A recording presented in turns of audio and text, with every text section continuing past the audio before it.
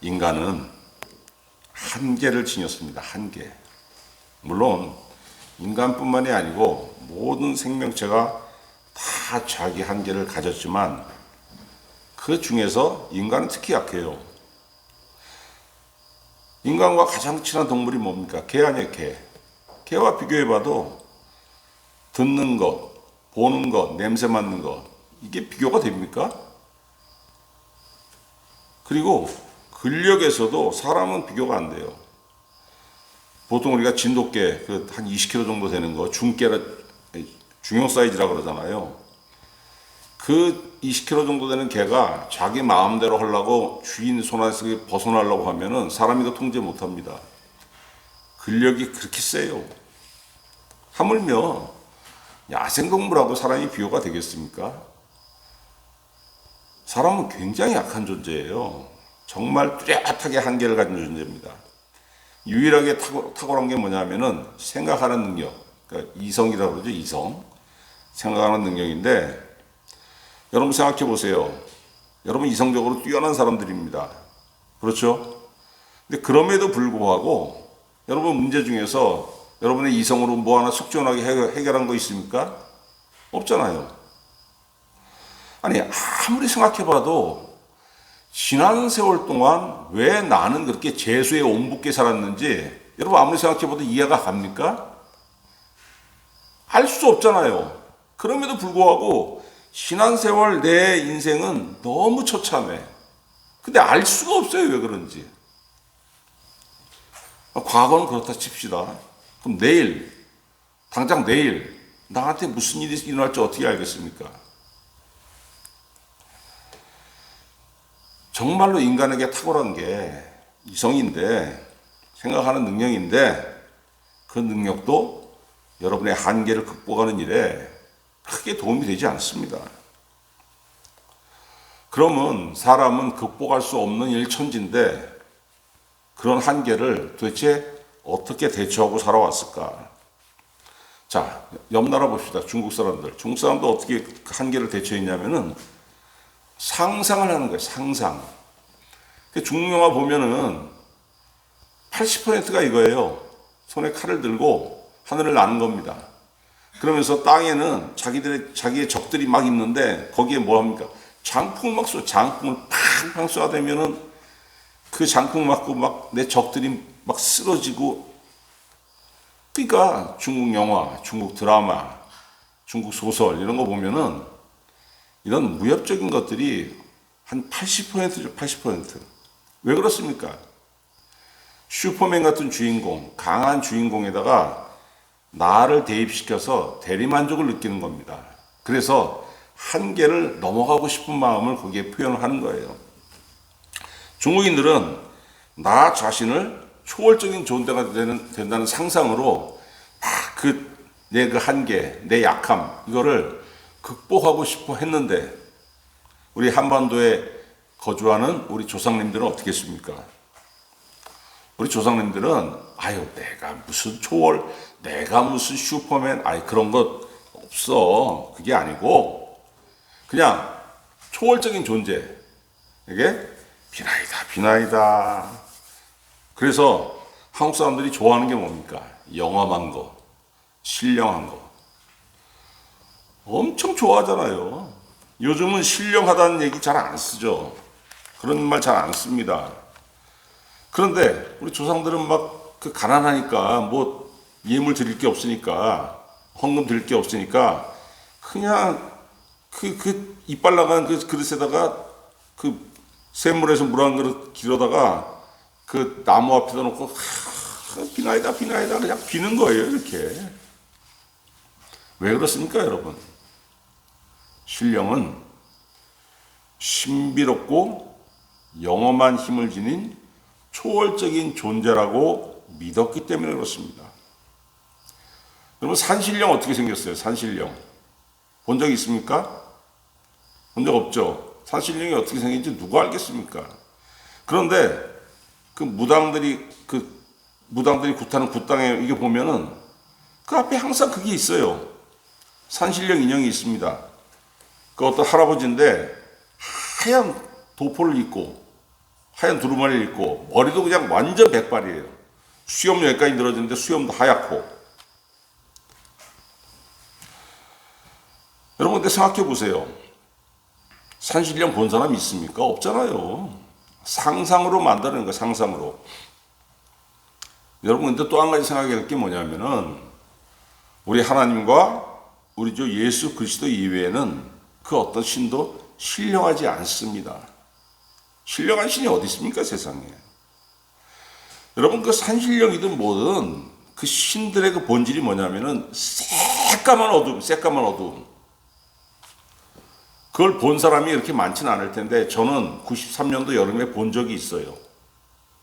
누굴 봤냐면은 그 무당들이 그 동자신을 섬기는 사람들 있잖아요. 그 동자신의 실체를 본 적이 있습니다. 어둠 속에서 봤는데 어둠보다 더 어두워요. 완전 새까맣니다. 그럼에도 불구하고 이것들이 나는 하얀 옷을 입고 하얀 수염을 기르고 하얀 머리가 백발이야. 우리로 하여금 그렇게 상상하게 합니다. 왜 그렇습니까? 나는 거룩하고 정결한 신이야. 이렇게 위장하는 거예요. 그렇잖아요. 아이고 신령님 내가 이렇게 비는데 그 거룩하고 정결하고 신령한 그 신이라고 생각이 들어야 빌지. 아이고 내가 막 비는데 이 신은 그냥 새까맣고 더럽고 추악하고 악해. 이렇게 하면 누가 빌겠습니까? 위장하는 거예요. 위장. 여러분 그 1993년 여름에 내가 그 귀신의 실체를 보고 난 다음에 봤을 때 어땠냐면은 저거 귀신이다라는 생각이 들기 전에 머리털이 먼저 반응합니다. 진짜 머리털이 쓰는 걸 느꼈어요. 머리털이 빡 쓰고 땅구멍이 진짜 열리더라고요. 너무 놀래가지고. 그 몸이 먼저 반응하고 그 다음에 저게 귀신이구나라는 걸 뇌가 생각하는 거예요. 자, 그 후유증이 얼마나 셌냐면은 내 방에 불이 꺼져 있으면 들어가지 못했습니다. 무서워가지고. 93년이면은 만으로 내가 31살 때 아닙니까? 다 완전 어른인데도 그게 무서워서 못 들어가겠는 거예요. 더군다나 예수 믿는 사람이었고 어마어마하게 그때 내 젊었을 때 기도 정말 많이 했거든요. 근데도 못 들어가겠는 거예요. 그래서 그 보통 이게 문 열면 요 안쪽에 이렇게 스위치가 있잖아요. 그 마루에 거실에 이렇게 서가지고 어두운 거 안 쳐다보고 이렇게 손을 넣어가지고 이게 키는 거예요. 환해지지 않습니까? 방이? 그럼 그때 들어가는 겁니다. 야 이거 큰일 났다. 이거 이대로 있으면 내가 큰일 나겠구나 해가지고 그때부터 제가 다니던 교회 그 기도실에 가가지고 3일을 철회했어요. 3일을 철회하기도 했습니다. 그랬더니 3일째 되는 날 새벽 3시쯤에 막 기도하고 있는데 몸에서 뭔가 뚝 떨어져 나가는 것 같은 느낌이 오더라고요. 그 느낌이 아니고 실제 느껴지는 거예요. 진짜 떨어져 나가는 거니까. 막 나를 잡아먹으려고 나한테 딱 붙어있던 놈이 뚝 떨어져 나가니까. 그랬더니 뭐 두려움이 없어지고 그때 평안이 오는 거예요. 평안. 얼마나 안심이 됐겠습니까? 그래서 화장실에 가서 새벽 3시에 누가 있겠어요? 나밖에 없지. 화장실에서 소변을 보면서 내가 독백을 한 게 있어요. 내가 기도 좀 한다고 교만해가지고 이 귀신이라는 것들을 우습게 봤더니 저것들 무서운 놈들이네. 내가 혼자 독백을 했어요. 그랬더니 여러분 이거 완전히 만화 영화 같은 일이 일어나는 겁니다. 옆에 아무것도 없잖아요. 근데 갑자기 무슨 소리가 들려요. 깔깔깔깔. 진짜 음성으로 들리는 거예요. 음성으로. 웃음소리가 들리더니 그때 뭐라고 하냐면 이제 알았냐? 얼마나 소름 끼치겠습니까 제가. 그러더니 만화영화 같은 일이 또 일어나는 게 뭐냐면 쌩 하고 그것 없어지는 거. 보이지는 않지만은 내 옆에서 말한 존재가 나를 비웃은 존재가 쉥 하고 없어지는 거예요. 그게 느껴지는 겁니다. 이렇게.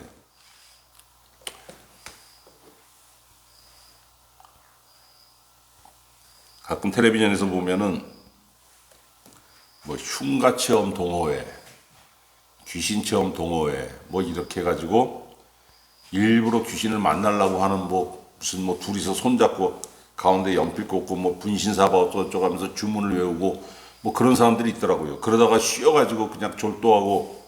여러분, 이게 절대 하면 안 되는 겁니다. 이거 큰일 나는 거예요.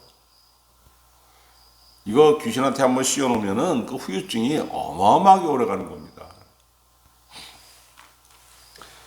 자, 우리 조상들이 정말로 좋아했던 신령한 것, 영험한 것의 끝판왕이 뭡니까? 예언이에요, 예언. 예언이 뭡니까? 미래의 일을 알아맞추는 거잖아요. 그래서 예언을 잘하는 사람들을 뭐라 그랬습니까? 아이고, 용해. 어떤 무당 정말 용해. 응? 아, 숟가락 몇 개까지 그걸 다 맞추더라니까. 한 10년 전 일이었죠. 박근혜 대통령 시절에 최순실이라는 사람 때문에 난리가 났었지 않습니까? 최순실의 아버지가 누구예요? 최태민 씨. 무당입니다. 무당들이 다 법호가 있잖아요. 무슨 선여부사 어쩌고 저쩌고. 최태민 씨는 원자경이라는 법호를 가진 무당이었습니다. 그런데 그때 박정희 대통령의 딸이었던 그 박근혜 씨가 친해지졌잖아요. 그래서 박근혜 씨가 그 최태민을 아버지처럼 믿고 따르고 의지하고. 그러니까 그걸 알고서 청와대에 줄을 대려는 목사들이 그 최태민을 하고 친하게 지냈습니다. 그 친하게 지내보니까 정말로 잘 맞추거든. 예언을 잘하는 거예요.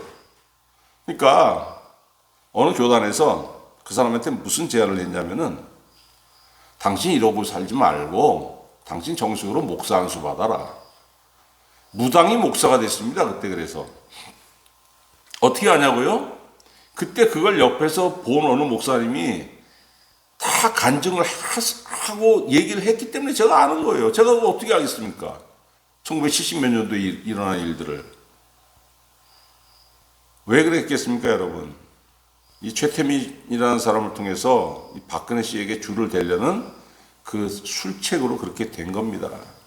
근데 그 사람이 어쨌든 간에 예언을 잘하는 신령한 사람이라는 그 인증이 있었으니까 거기까지 갈 수 있었던 거죠. 여러분, 1970년대에서 90년대 초까지 한국교회는 부흥사의 시대였어요. 부흥사의 시대. 좀 특별한 은사를 가진 그런 목사들이 대우를 받았습니다. 제가 아는 그 기도를 정말 많이 하는 어떤 목사님이 있었어요. 그 정말 특이한 은사가 많았는데, 고린도서 12장에 사도 바울이 얘기한 9가지 은사 이외에도 어떤 은사들이 있었냐면은, 사람이 이렇게 보면은 그 마음속에 무슨 생각을 하는지 그 꿰뚫어 알아요. 그것만 아는 게 아니고 지갑도 꿰뚫어 압니다. 너 지갑 속에 10,000원짜리 7장, 1,000원짜리 3장. 본인이 그 모르는 경우 있잖아요. 내 지갑에 얼마 있는지. 그런가 하고 열어보면 진짜 그렇게 있어요. 대단한 사람입니다. 그러니까 사람들이 그 목사님을 대할 때 그 2가지 태도가 나와요.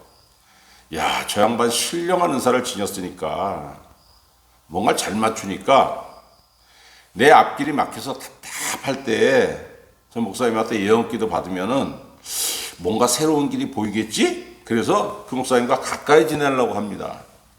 그런데 또 한쪽에 어떤 마음이 있냐면은, 가끔은 그 양반이 너 며칠 전에 룸사롱 갔었지? 너 뭐 했지? 하고 뭘 콕콕 집어내는 거예요. 어떻게 얼마나 창피합니까?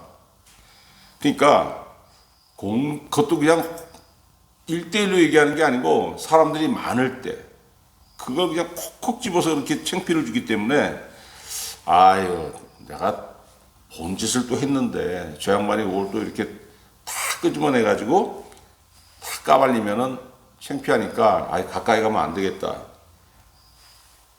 그래서 그 목사님은 보면 늘 외로웠어요. 사람들이 진정으로 와서 자기 마음을 안 내주니까 이용만 하려고 그랬지.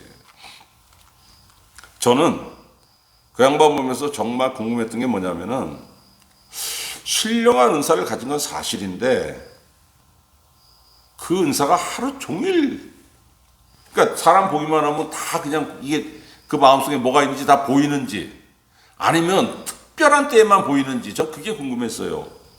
저는 어떻게 생각했냐면은 아니 사람은 사람이고 신은 신인데 사람은 사람이고 신은 신인데 꼭 보면은 그냥 항상 무슨 뭐 남의 마음을 읽는 것처럼 이렇게 행동한단 말이야.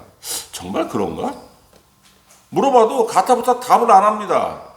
왜? 신비주의를 항상 유지하는 거예요. 이게 더 궁금하죠. 여러분 과연 어느 쪽이겠습니까? 오늘 정답이 오늘 본문 말씀에 있는 거예요. 여러분 구약 성경을 읽어보면은 선지자들이 정말 많지만은 정말로 선지자들 중에 선지자라고 하는 그 선지자가 5명이 있습니다. 모세, 사무엘, 엘리야, 엘리사, 다니엘. 이 5명의 선지자들을 통해서 하나님께서 얼마나 특별한 일들을 하십니까? 그 구약 성경을 읽어보면 다 나와요. 근데 사무엘 선지자 시대에 하나님께서 사무엘 선지자를 통해서 사울이라는 사람을 왕으로 세우셨어요. 그래가지고 사울에게 특별한 임무를 주셨는데 너는 이스라엘을 괴롭히는 이방 적들이 많으니까 그들과 싸워서 물리쳐라. 그리고 사무엘상 15장, 그러니까 오늘 본문 말씀 16장인데 그 바로 전장 15장에 보면은 아말렉 족속과 싸워서 그들과 단순히 이기는 정도가 아니고 진멸하라고 말씀해요. 진멸이라는 건 뭐냐면 생명은 다 죽여. 사람이건 짐승이건 뭐건 가축이건 다 죽이고 무슨 뭐 그들의 뭐 금은 보석 다 취하지 마. 싹 다 없애버리라고. 그렇게 말씀하셨어요. 자, 그 말씀대로 사울 왕이 아말렉과 싸워서 이겼습니다. 근데 욕심이 있으니까 하나님 말씀에 순종하지 않고 아말렉의 왕도 살려주고 아말렉 사람들의 가축 중에서 좋은 것들은 죽이지 않고 다 남겼어요. 하나님께서 사무엘 선지자를 보내가지고 뭐라고 하셨냐면 사무엘상 15장 23절에 거역하는 것은 점치는 죄와 같고 완고한 것은 사신 우상에게 절하는 죄와 같음이라. 왕이 여호와의 말씀을 버렸으므로 여호와께서도 왕을 버려 왕이 되지 못하게 하셨나이다. 그래서 쉽게 말해서 너 잘렸어 이거예요. 오늘 16장 본문 말씀 뭐라고 했습니까? 하나님께서 사무엘에게 뭐라고 하세요? 베들레헴에 가. 거기 가면은 이새라는 사람이 있어. 그 아들 중에 내가 왕으로 딱 찍어놓은 사람이 있어. 너는 가가지고 그 내가 왕으로 찍어놓은 이새의 아들 중 그 사람에게 그 기름을 부어라. 그 왕으로 기름을 부어서 왕으로 세우라고 명령하였습니다. 자, 사무엘 선지자가 왔습니다. 이새의 아들들에게 다 와서 내 앞을 지나가라 그래. 장남이 지나갔어요. 장남이 누굽니까? 엘리압이라는 사람이 지나갔는데 6절에 뭐라고 합니까? 6절에 사무엘이 엘리압을 보고 마음에 이르기를 여호와의 기름 부으실 자가 과연 주님 앞에 있도다 하였더니 하나님께서 뭐라고 하십니까? 7절에 여호와께서 사무엘에게 이르시되 그의 용모와 키를 보지 말라. 내가 이미 그를 버렸노라. 내가 보는 것은 사람과 같지 아니하니 사람은 외모를 보거니와 나 여호와는 중심을 보느니라. 이렇게 말씀하셨어요. 바꿔 말하면 뭡니까? 사람은 외모를 본다. 사람은 중심을 못 본다는 거예요. 그럼 언제 보느냐? 하나님께서 보게 하시면 보는 거예요. 나는 눈으로 보는 것밖에 못 봅니다. 그런데 가끔 하나님께서 내 눈을 열어주시면은 사람들이 볼 수 없는 거 볼 때가 있어요. 왜? 그게 필요하니까. 목회하는데. 여러분, 제가 좀 전에 그 어른 목사님 예를 들어서 얘기했잖아요. 항상 자기는 모든 것을 다 보는 것처럼 신비주의를 유지한다고. 정말 궁금했다고. 정말 저 양반이 그런지. 근데 오늘 사무엘을 보니까 성경에 5대 선지 안에 드는 사람도 그러지 못했습니다. 인간이 보는 그냥 평범한 사람이 보는 것과 똑같이 보는 거예요. 나와 다른 시각이 아닙니다. 내가 사람의 외모를 보는 것처럼 사무엘 선지자도 사람의 외모를 받고 외모로 판단했던 거예요. 인간은 그 누구도 특별하지 않습니다. 신령한 인간은 없는 겁니다. 그럼 대체 신령한 게 뭘까? 믿지 않은 우리 선조들은 영험한 거, 내 앞날을 잘 맞추는 거 특히 예언 잘하는 무당을 신령하다고 했잖아요. 영험하다고. 그런데 제가 성경에 찾아봤어요. 성경도 신령한 거에 대해 말씀하시나? 있습니다. 구약성경. 역대상 25장에 딱 3번 말씀하시는데 뭐라고 하냐면 신령한 노래. 다윗이 군대 지휘관들과 더불어 아삽과 헤만과 여두둔의 자손 중에서 구별하여 섬기게 하되 수금과 비파와 재금을 잡아 신령한 노래를 하게 하였더라. 무슨 말씀이냐면요. 레위 지파 사람들을 중에서 어느 집안을 딱 정해서 레위인들은 다 성전에서 하나님을 섬기는 일을 하는 사람들이잖아요. 그 중에서 니네 가문 이 세 가문은 성전에서 무슨 일을 하냐면 니네는 성가대를 해. 성가대를 하면서 뭘 하냐면 신령한 노래를 부르라고 지시한 겁니다. 신령한 노래. 그 신령한 노래가 무슨 뜻이지? 그래서 제가 찾아보니까 여러분 이게 예언한다는 뜻이 예언한다는 뜻. 예언한다는 뜻. 성경도 예언을 신령하다고 말씀하시는구나. 뭐야? 그 무당이 용한 예언하는 거나 용한 점치는 거나 무슨 성경이랑 똑같네? 아닙니다, 여러분. 여러분, 우리가 사람들이 점집에 가서 뭘 알고자 합니까? 내 인생이 답답하니까, 앞날이 안 열리는 것 같으니까, 아이고, 어떻게 되겠습니까? 하고 점치는 거잖아요. 자기 앞날에 가는 거잖아요.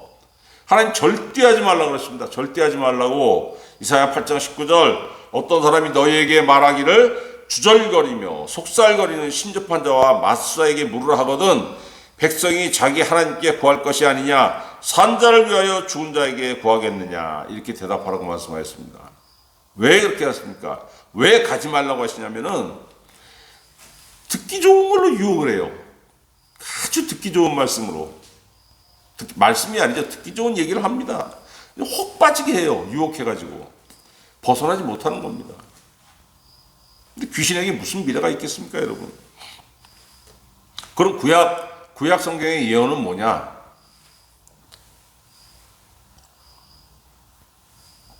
구약 성경의 예언의 기준은 뭐냐면은 근거 없이 무슨 뜬금없이 너 내일 뭐 할 거야 이렇게 얘기하는 게 아니고 여러분 구약 성경에서 말씀하시는 예언의 기준은 뭐냐면 신명기예요. 신명기는 딱 2가지를 말씀하십니다. 뭘 말씀하시냐면은 너 하나님 말씀에 순종해. 그러면 복 받을 거야. 너 불순종하면 너 망할 거야. 34장까지 되지만은 34장이 딱 2가지를 말씀하시는 거예요. 복 받고 싶어? 순종해. 순종하면 이런저런 복이 너에게 임할 거야. 불순종하면은 너 이것도 망하고 저것도 망하고 이것도 망하고 저것도 망하고 아무튼 네 인생 싹 다 망해. 니네 집안 전체가 망해. 이게 여러분 신명기의 말씀입니다. 복받는 조건이 그 안에 다 기록된 거예요. 순종하면 되는 겁니다.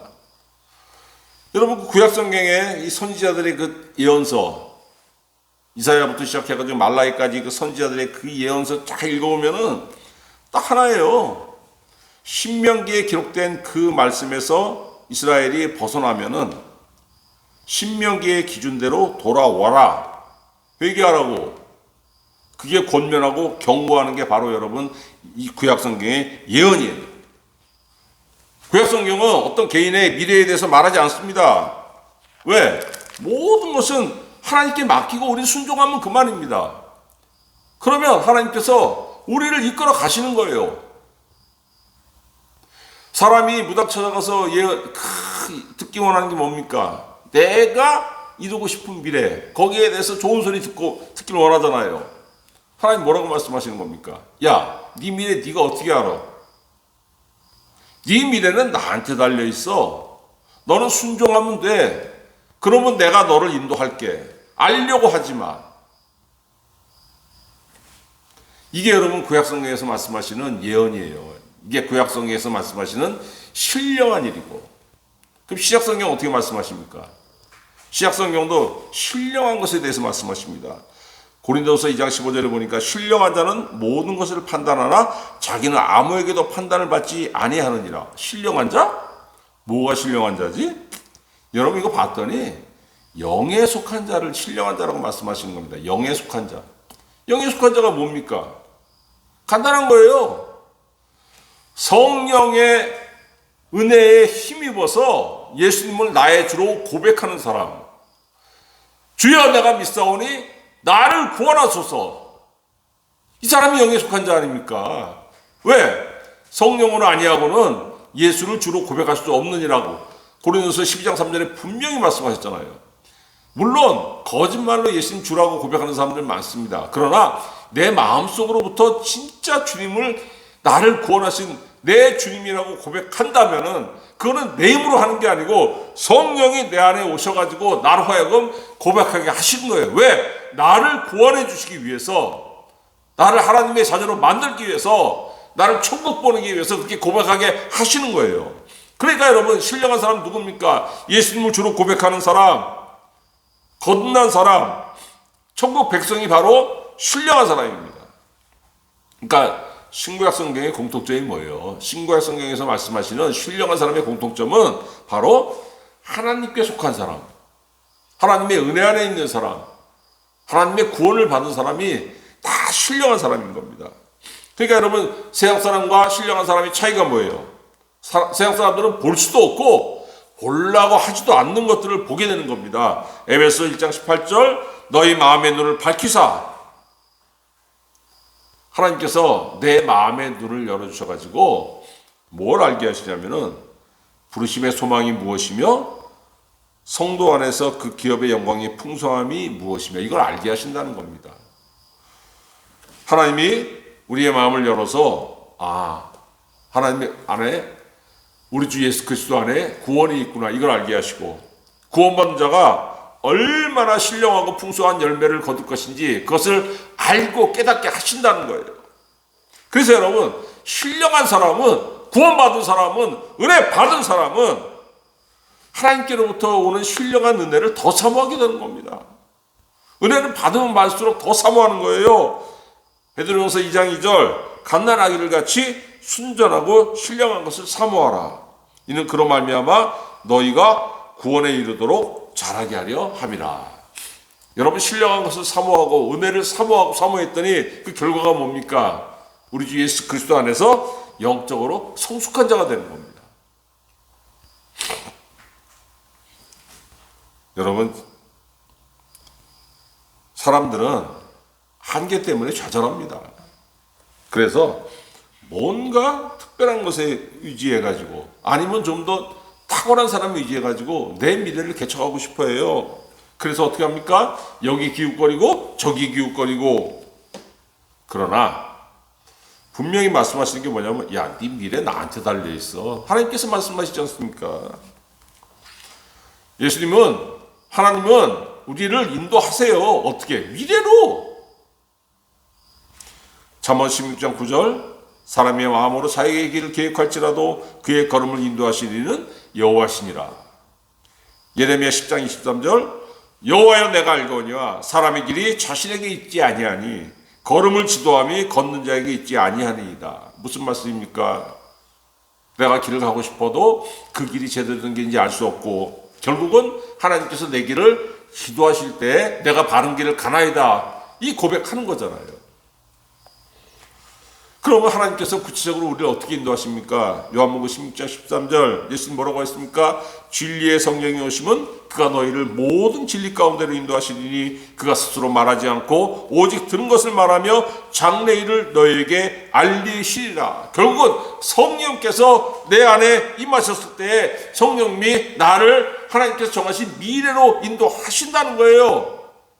우리의 길을 인도하신다고 하나님께서 구약성경에서 약속해 놓고 약속하신 후에 어떻게 했습니까? 우리에게 성령을 주셨어요. 시작시대에 와가지고. 성령이 어떻게 하십니까?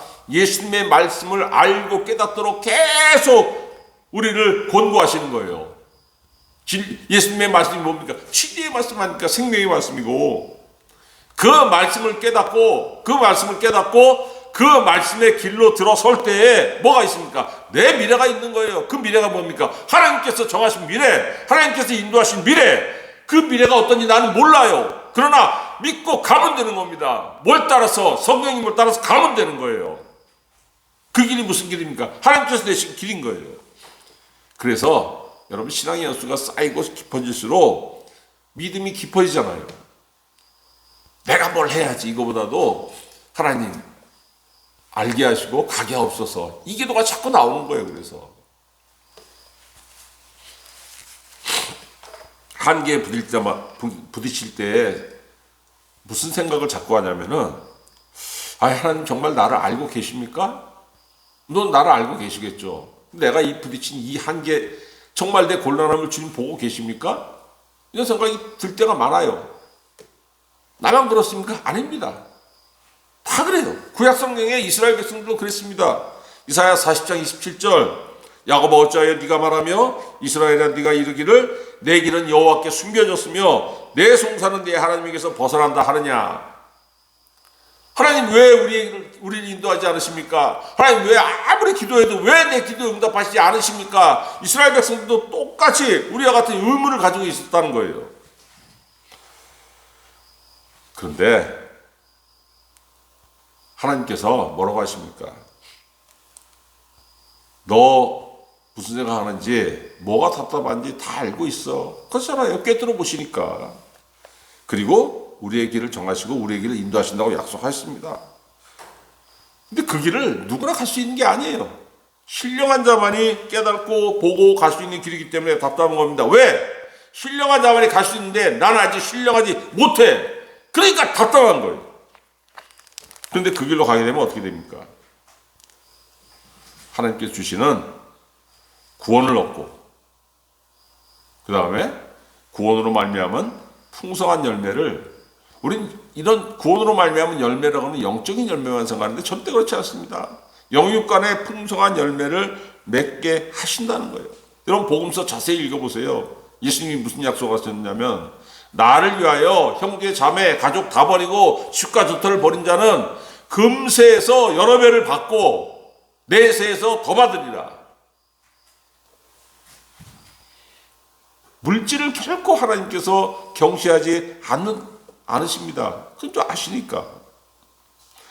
여러분 신앙의 연수가 여러분의 삶에서 더해지면서 더욱더 신령해지고 풍성한 열매를 거두시는 우리 하나님의 성도들, 우리 주 예수 그리스도의 성도들이 되시기를 우리 주 예수 그리스도의 이름으로 축원합니다. 기도하겠습니다.